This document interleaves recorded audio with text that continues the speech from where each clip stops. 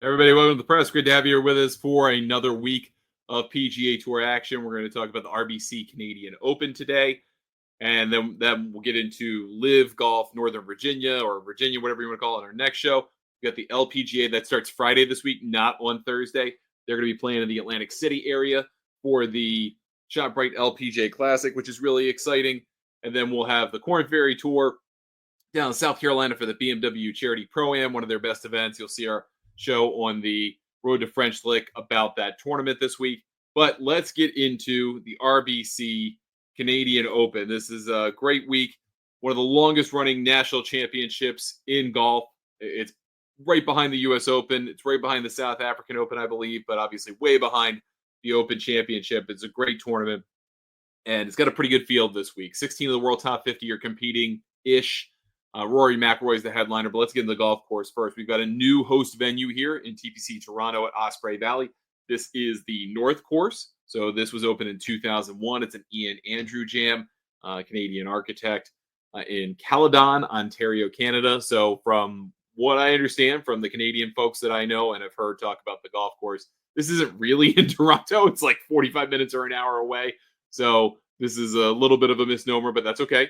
This is a little bit on the longer side for a par 70, 7,389 yards. We'll show off the scorecard a little bit later. They're playing for a $9.8 million purse this week, which is pretty wild that you can only get 16 of the world top 50 to compete for a $9.8 million purse these days. $1.762 million to the winner, 18% of the purse, and then 500 FedEx Cup points to the champion.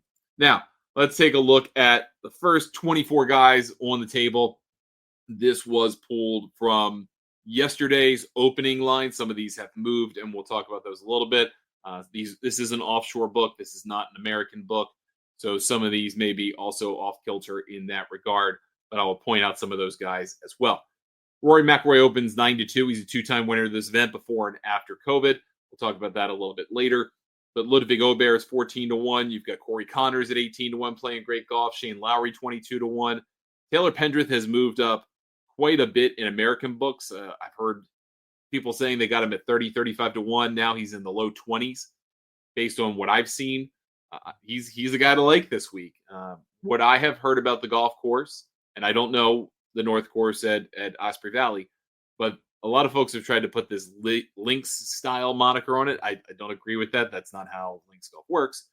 But it sounds like there has been an attempt to compare it to Quail Hollow to some degree. And then at that point, you start thinking about a McIlroy. You start thinking about a Taylor Pendrith because of their success there.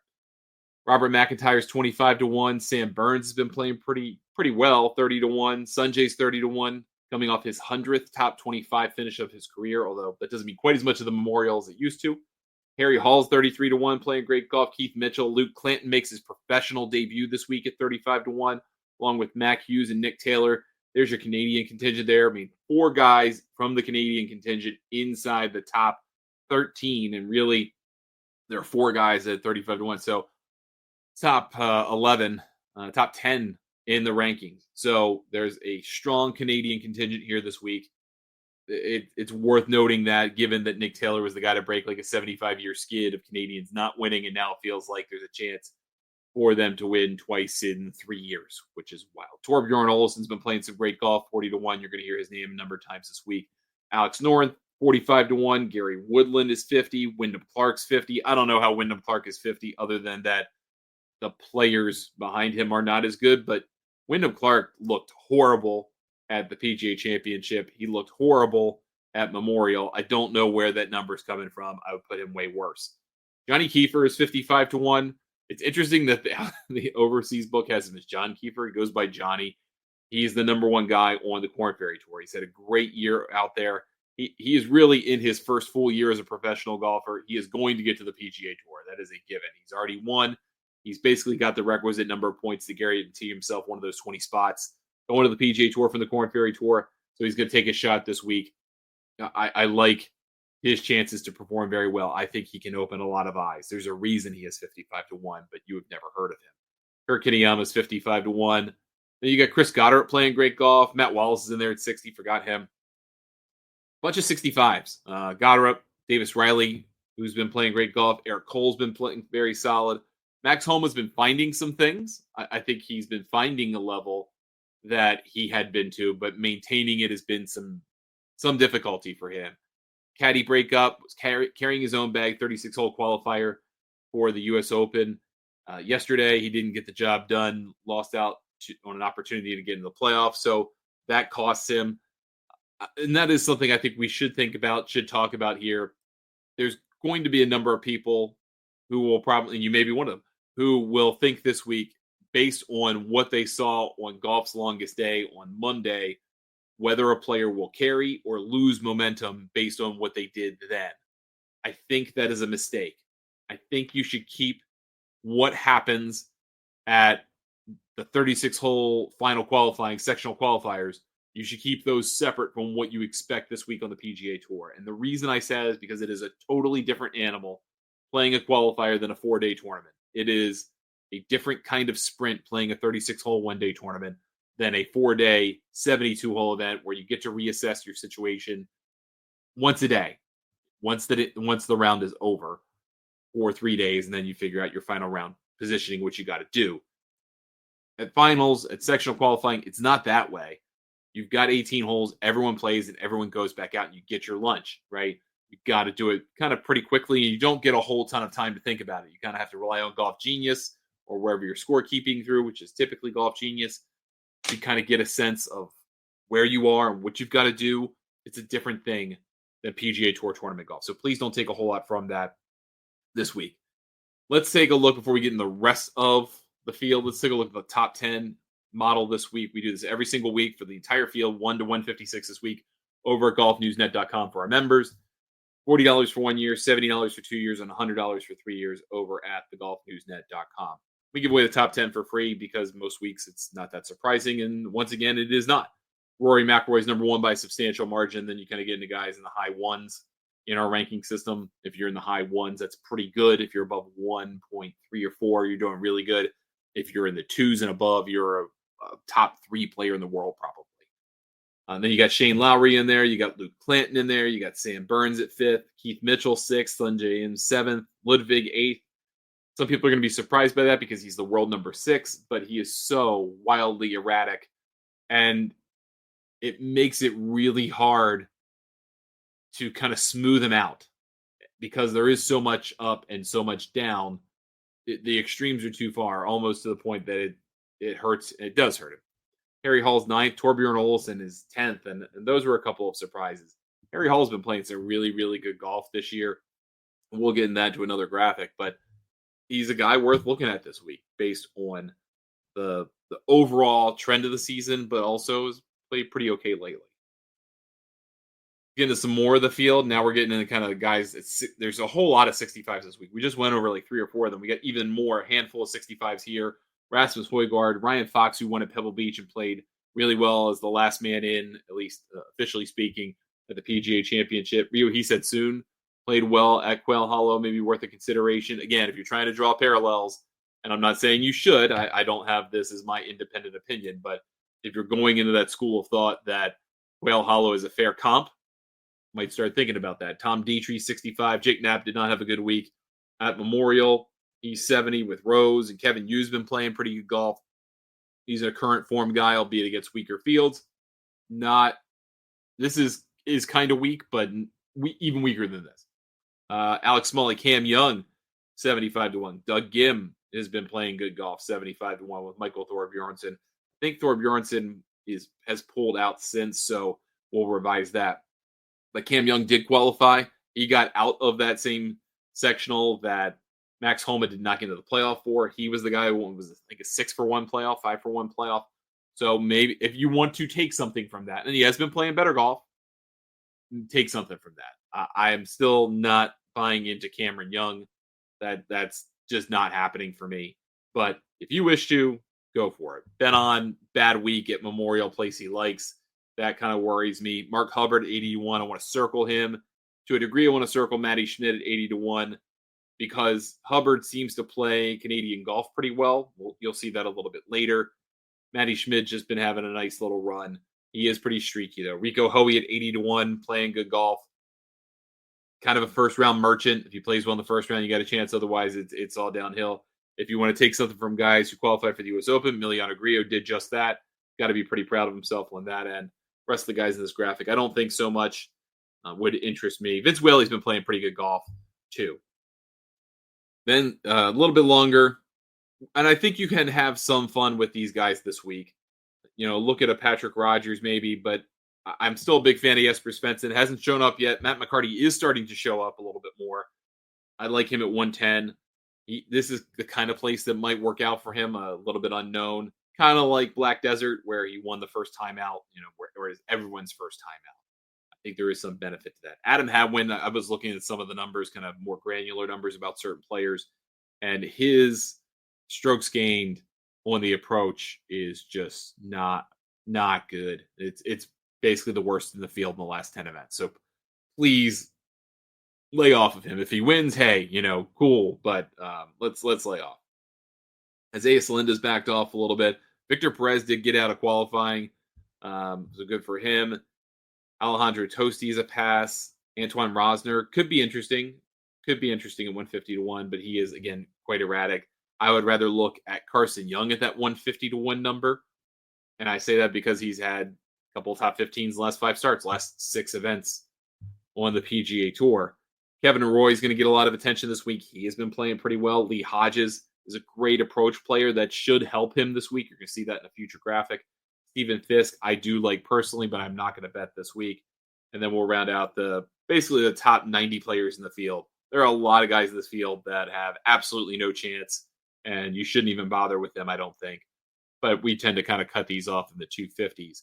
Of the guys on this list, none really speak to me. I mean, maybe Chris Ventura, and only from a we don't know anything about this course standpoint. Brandt Snedeker made the most of his sponsor exemption, had a great week. I think it was T7 at Memorial, so a huge week for a guy that is really just trying to get it to the house so he can get to the Champions Tour.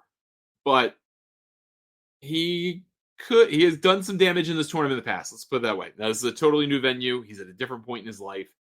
But maybe he'll take something that he likes and take something from last week and build it to this week. I think there is something to be said for that. I'm not betting him at 250-1. You need me to get to like 400-1 to bet him. But just putting that out there that he had a good week last week on that sponsor exemption. All right, I wanted to go into the scorecard just a little bit about TPC Toronto. This is it's a par 70, almost 7,400 yards. What I have noticed really interesting, and this is very random, but if you look at the yardages on the PGA Tour, right? A lot of golf courses yardages end in 9. It's either 9 or 0. You don't see a lot of 5s. Augusta is really the one that tries to end it in 5 or 0 because all the holes have 5 or 0 basically. But if you look at the layout of this golf course, you're opening with a mid-range par 5. The par 4s are really your challenge here. You got 481, 497, 500. So you basically got 3 500-yard par 4s on the front. A 440, that's no joke. A couple short, a 351 that'll probably be an intriguing hole. And then you get to the back, you got a 526 par 4, you got a 513 par 4, you got a 530 par 4 to make it a par 70. So this place is typically a par 72, and they took 2 of these down, right? Otherwise, they'd light the heck out of this. What typically happens is then that makes people think, oh, well, par 70s are harder, or par is construct. Par is just an advisory number. It really doesn't mean anything in the grand scheme of things. If this is meant to play as a par 72, then these are really a couple par 5s that are converted. So you're going to have guys probably who could have gone for it anyway with a mid-iron. They're going to probably be able to go for it with a mid-iron anyway. They're just playing to a par 4 instead. I don't think that changes anything. I don't think it changes the pressure of the tournament at all. But that's just kind of something to understand about the golf course. They've definitely converted a couple of holes here. If you look at the par 3s on each side, it's interesting that 4 and 14 are basically wedge 9-iron for these guys. And then you've got 7 and 11 that are 225, 237, respectively. Flip those numbers, 237 on number 7, 225 on number 11. So you got a wedge kind of thing, wedge short iron, and a long iron par 3 on each side. And then the 1 par 5 on each side, bookends 1 and 18. 18's a 581-yard par 5. That's legit for guys of this skill level. So I still think it's plenty scoreable. I don't think it's going to be hard for these guys to get into 17, 20 under par unless weather shows up. And I don't know the smoke patterns, right? So they've got the wildfires out in Western Canada right now. That's really drawn down into the Midwest. I don't think we're expecting to see any of that come across continental Canada into Ontario and toward the Toronto area. But that could be something to consider if wind direction changes or whatever. Again, I'm not a specialist. I'm not a meteorologist, but just something to think about in the back of your mind. Just think about this golf course. All right. Hot hands. We don't have course history. We don't have course fit. So I replaced it with this. Guys who have finished in the top 15, multiple PGA Tour events in the last 6 played because we had Napo. There's a lot of players in this field playing pretty decent golf. And this is all in alphabetical order. But you've got 16 guys that fit this list. Sam Burns, Eric Cole, Corey Connors, Stephen Fisk, Chris Gotterup, Rico Hoey, Mark Hubbard, Shane Lowry, Bobby Mack, Rory McIlroy. Taylor Pendrith has 3 of them. Kevin Roy, Matty Schmid, Carl Phillips, Gary Woodland, and Carson Young. So a lot of players to choose from there. Guys playing pretty good golf at the current. Now, a lot of these guys have played very good golf in the current against weaker fields. So keep that in mind when we see some of these names a little bit later on, or don't see them. You'll understand why when we get into it. Let's look about the past champions of this tournament. Again, new venue. So if anything you're going to take away from this, it's that these guys might like playing in Canada, but otherwise you should not take anything from this. Bobby Mack's your defending champion. Nick Taylor ended the 70-year skid. Rory McIlroy won before and after COVID, and then the 2 years where it was canceled in 20 and 21 because of COVID and travel restrictions. So we only have 4 winners in the last 6 years. 2 of them are Rory McIlroy. But again, new venue, don't take a whole lot from that. Now, we just talked about guys playing with the hot hand in terms of finish. Now we're going to look at it from a statistical point of view in terms of short-term form, which I love doing this graphic every week. We look at it from 3 categories. I want to look at the last 10 PGA Tour events, how you have done in terms of strokes gained total. Are you gaining 1.2 strokes in the aggregate per round or more? Are you, when weighted with your competition, gaining quality strokes in the value of 1.5 strokes per round or higher? Or are you, on the approach, gaining 0.6 strokes per round in that 10-event span of the events that you're playing? You're going to see comment. Obviously, we want to see names across all 3. We don't have a whole lot of that here this week. In fact, I don't think we've got a single guy that's in all 3 columns, which is really interesting. So you've got some guys who are in 2, right? You've got Matt Wallace and Rory McIlroy. You've got Torbjorn Olesen in there. You've got Harry Hall in 2 of the 3. You've got Corey Connors in the quality strokes game, but not in the regular, so probably just a little short of that number. You've got Matt Wallace, I think we mentioned, Mark Hubbard in 1, but not the other. That's kind of interesting because he's doing against weaker competition then. And then you've got Vince Whaley in there who's been playing pretty well, but obviously against the weaker fields. On the approach side, you've got a whole bunch of guys that are basically totally separate from the rest of the guys in the first 2 columns. Will Gordon, Antoine Rosner, Shane Lowry, Joel Damon, Lee Hodges, who we mentioned, Emiliano Grillo, who just qualified for the U.S. Open through golf's longest day. So you've got some interesting numbers here this week if you break it down this way. This is not typically how it works. This is a little bit different. Obviously, I kind of want to lean into the guys who are playing well in the aggregate. I mean, the approach kind of tells you, in my view, that some good things could be happening soon, but they're not guaranteed to be happening, right? Something else is going wrong, whether it's putting, whether it's driving. I don't really care about chipping so much, but you got to look at those numbers and kind of decide for yourself. Davis Riley in the quality strokes gained tells you because what he did at the PGA Championship was huge, and that helps average out the weakness otherwise. So I would slide away from him a little bit.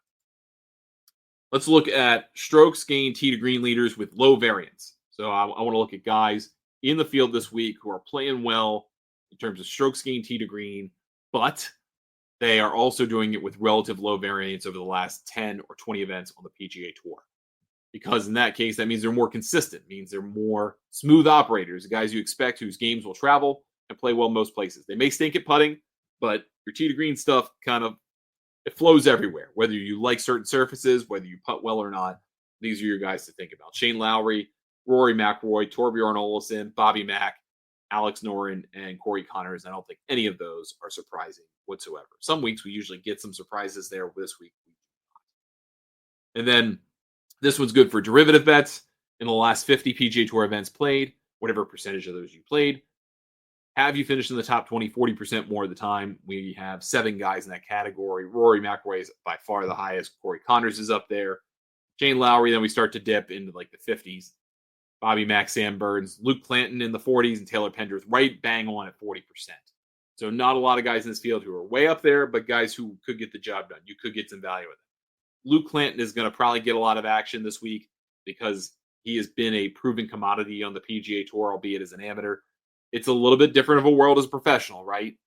We'll see what happens once the money starts to count, once the points mean something, once the pressure really sets in. He was kind of playing not without fear, right? He's still trying to earn the points to get the PGA Tour U accelerated card, but now he's got to play to keep it, not to get it. A little bit different of a chase, I think. David Ford also makes his debut here this week as a professional. He's like in the 250, 300 to 1 range. He didn't have the best end to his NCAA season, but man, he's a darn good golfer. I think people are going to sleep on him. I think he's got a great, great opportunity to play very well. So I didn't mention him in any of this because we don't have a lot of data on him. He's a tremendous collegiate player. I think he's going to translate very quickly to the PGA Tour. And then just wanted to talk about first round leader plays potentially. Again, we don't have anything about TPC Toronto in particular, so we don't have anything specific to this course, but so-called the Strokes Gained Canada, as I think Ron Kloss calls it over at PGA Splits, who does a great job with his rabbit hole stuff. But in terms of this tournament in the last 4 years, 5 years, so we obviously don't have it every year. We had a couple years where we didn't, but Strokes Gained first round Canada leaders, Adams, and have had more than 4 total rounds. So whether you played it 1 year, I don't count you on this list. So that's why Bobby Mack's not on here. Adam Schenk, Nick Hardy, Doug Gim, Sam Burns, Rory, and Mark Hubbard, who likes himself some Canadian golf. Overall, in the last 50 events on the PGA Tour, this is every event, everybody first round. Rory McIlroy, Alex Noren, Bobby Mack, Corey Connors, Keith Mitchell, and Ryan Fox. And that's it. That is everything. That's everything we've got to talk about here this week. I think it's worth looking back at some of these betting odds just to kind of go over these things one more time, and then we'll kind of get out of here with this. You know, some of the names that came up quite frequently. We talked about Keith Mitchell. We talked about Torbjorn Olesen. We talked about Alex Noren. We talked about Harry Hall to a degree. We talked about Matt Wallace for sure. Those are some guys whose names came up quite frequently. We talked about, skipping over the model piece, we talked about Mark Hubbard. He's in the 80s. I think he's worth a look at it. Doug Gim kind of came up just a little bit. Ryan Fox came up for sure. I probably will play him. I do like him on a course this size, this length. I think some people are going to play Jake Knapp because of his length. I would rather transition to a Rico Hoey kind of guy. Cam Young's probably going to get some play. Again, I would avoid. But I don't think I would go a whole lot deeper than this unless you got some particular feelings, again, like a David Ford, or total opposite, Brant Snedeker. I don't think you're going to do that. And then I think you can find some interest in Matt McCarty.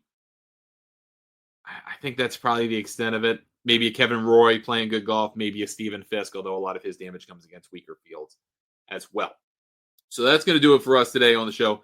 Thank you so much for watching or listening. Appreciate it. The show is available as obviously video form. You can watch the show on Golf Newsnet TV, which is available on Zine, Free Life Sports, Freecast, and GolfNewsNet.com, as well as our apps for Amazon Fire and Roku. You can also watch this on our YouTube channel, and then you can also catch the show on YouTube as an audio-only podcast if you subscribe to Golf Newsnet Radio on YouTube, or find our show wherever you get your podcast. Join Golf Newsnet for $40 for 1 year, $70 for 2 years, or $100 for 3 years over at golfnewsnet.com. Happy to take your questions at Ryan Ballingy on Twitter/X, or Ryan Ballingy Golf pretty much everywhere else.